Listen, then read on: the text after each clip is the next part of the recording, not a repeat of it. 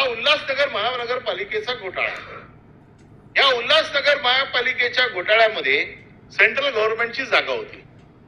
Central गव्हर्नमेंटच्या जागेवरती अनधिकृत बांधकाम झालं कमर्शियल.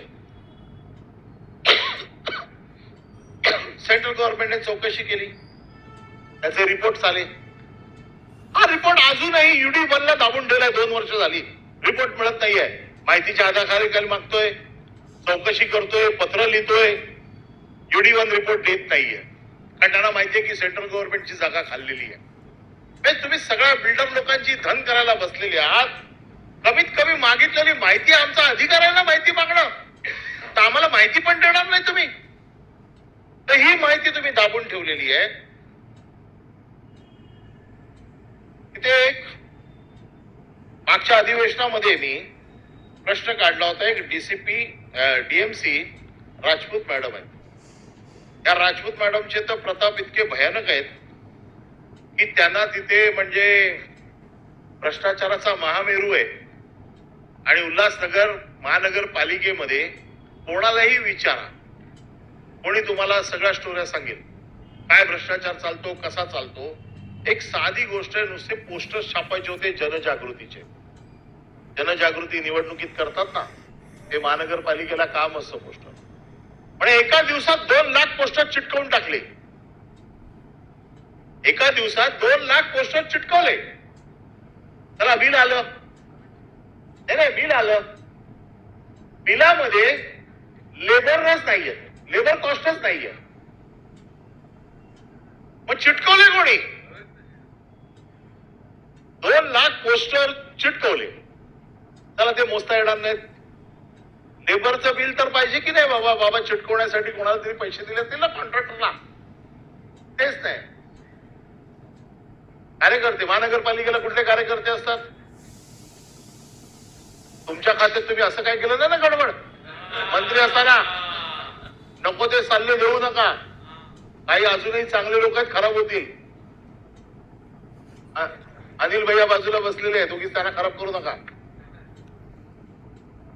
आणि त्याच्यावरती कॅगने दोषी ठरवलं.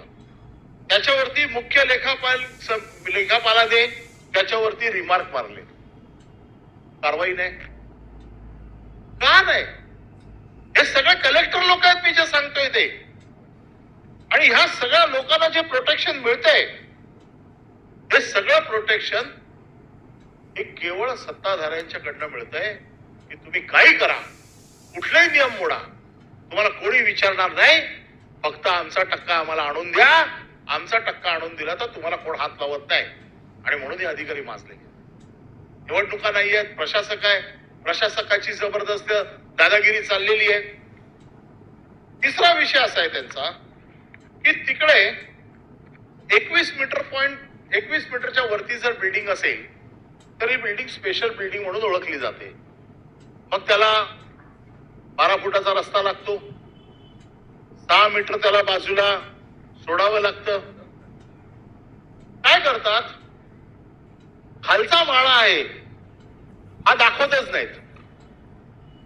21 माळे पहिल्या मजल्यापासून 21 मीटर पहिल्या माळ्यापासून वरती. आणि खालचं जे पार्किंग आहे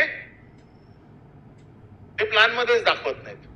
हा माझ्याकडे प्लॅन आहे आणि माझ्याकडे डेफिनेशन ऑफ स्पेशल बिल्डिंग आहे.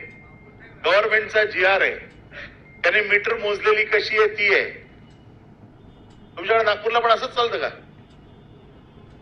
हीच चालते. म्हणून महागायची म्हणून चोरी करायची. आता हे जे सगळं आहे याची आपण चौकशी करणार आहात की नाही? ही सगळी प्रकरणं मी आपल्याकडे अगोदर पण पाठवलेली आहेत. माझे पत्र पण आपल्याकडे आहेत. मी ह्या सगळ्या गोष्टींचा वारंवार पाठपुरावा करतोय. माझ्या ह्या सगळ्या गोष्टींचं उत्तर आपल्या उत्तरात आलं पाहिजे की याच्यावरती काय कारवाई करणं.